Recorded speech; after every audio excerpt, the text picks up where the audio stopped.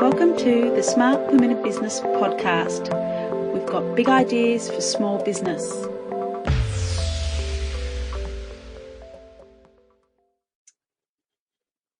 Hello, beautiful people. I'm trying something different today on my blog. I'm presenting it as a video because video is the way of the future.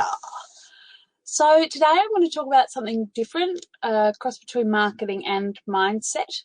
As the clever and witty Tash Corbin once said, think of your competitors as your peers. I'm not a naturally competitive person. I actually did fail phys ed at school, true story. I have better ways to spend my time, like working on my business, than to worry too much about what my competitors are doing, to be honest. But then I don't work in a highly competitive market in my local area, but nationally, internationally, yes, I do. I'm very much a person who's following her own path. I'm confident in my work and my abilities to attract beautiful clients who I can help generously and with a smile on my face. But I don't live in a bubble. I do know I have competitors, and that is a simple fact of life in business. If you don't have competitors, you don't have a market. And I've had my fair share of competition directly over the years. Some have played fair, some have not. But you need to find your own competitive edge as a business owner or as a businesswoman, your unique selling proposition in marketing speak, or simply your point of difference. There are so many factors that can differentiate you from your competitors. Your experience, your personality, your prices, your qualifications. Rarely are you comparing apples with apples. It's just my artwork falling down. There is not a person on this earth who has had exactly the same shared experience as you, has the same skills, the same viewpoint, or the same level of creativity. So here's the big question you need to answer. What makes you different from your competitors?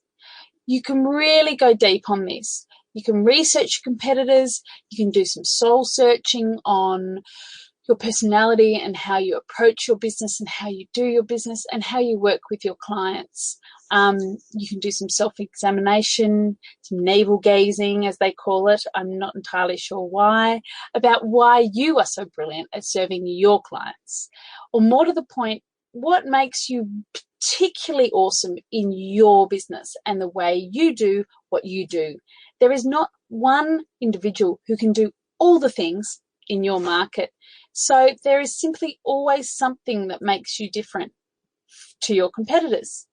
And if you don't know what it is, you can give me a ring or book a call in via the website, and we can talk through it. But so many gorgeous women and people I know, including myself, are plagued by feeling not as good as. There is a saying that says, don't compare your chapter 1 with someone else's chapter 5, and it goes both ways.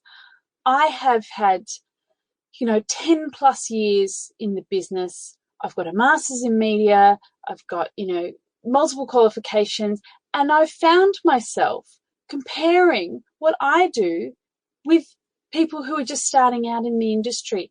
And why is this so? This is what prompted this post.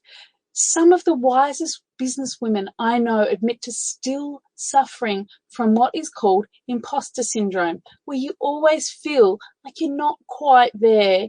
You're not quite qualified to be doing what you're doing. It is a fact of life. And these women have achieved that magical 6-figure income mark many times over. It never goes away. So you just need to learn to live with it. Insecurity is simply a sign that you are constantly striving for improvement at every stage of your career, and an acknowledgement that no matter how good you are never going to be the very best in your field. No one will ever be the very best in your field.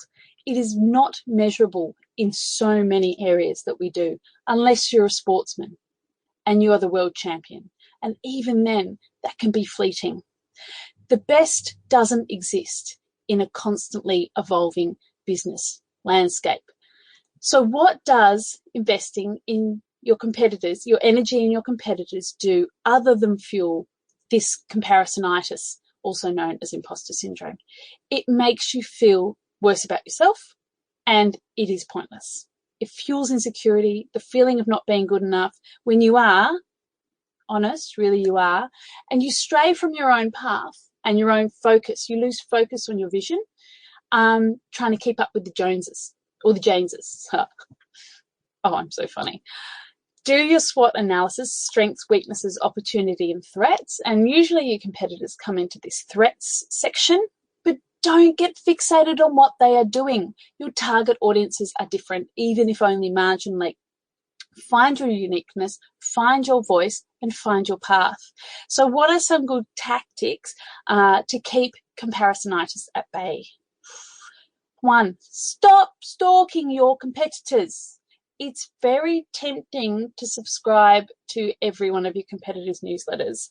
Follow their Facebook page and ogle their Instagram feed to keep up with what they're doing. But you need to stop this. Stop comparing yourself all the time. Social media has made us extremely insecure because we're constantly bombarded with images of people who are in so many different levels of business with so many different skills.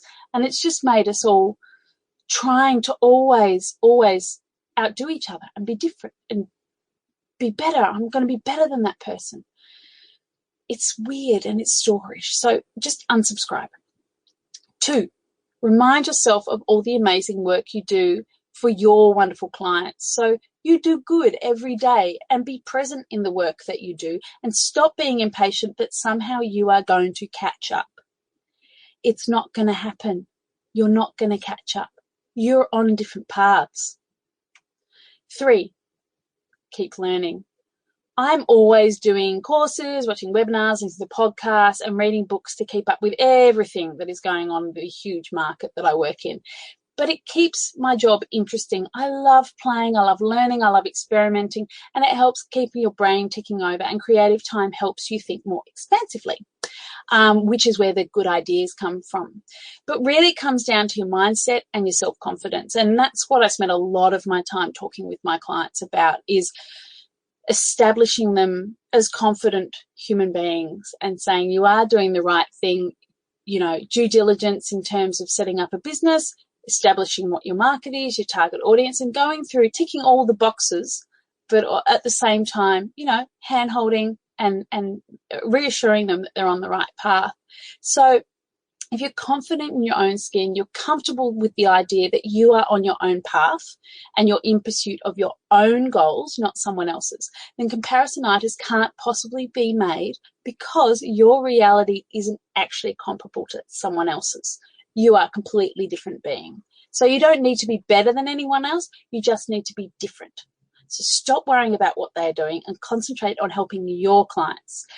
Consistent, high-quality work and customer service will help you get further than chopping and changing your activities in response to what your competitors are doing. Celebrate your competitors as your peers. They are making your marketplace a more vibrant and lively one. And in their own individual ways, they're actually helping you to stand out from the crowd.